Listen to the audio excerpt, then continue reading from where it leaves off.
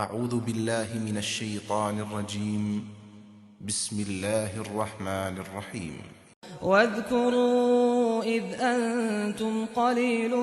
مستضعفون في الأرض تخافون أن يتخطفكم الناس فآواكم وأيدكم بنصره ورزقكم من الطيبات لعلكم تشكرون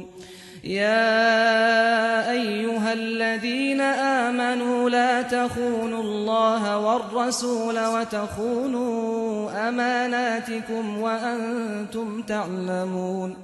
واعلموا أنما أموالكم وأولادكم فتنة وأن الله عنده أجر عظيم.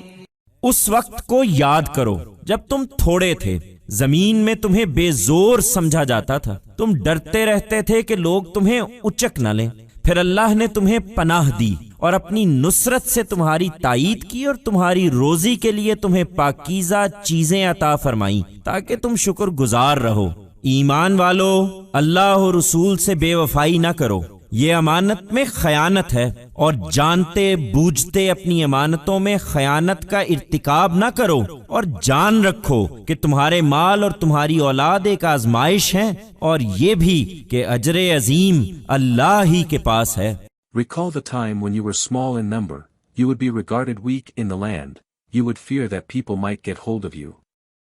Then God gave you shelter and backed you with his help and granted you with noble sustenance for your livelihood so that you may be grateful. Believers, do not be insincere to God and his messenger, this is dishonesty in what is entrusted to you, and do not be deliberately dishonest in what is entrusted to you.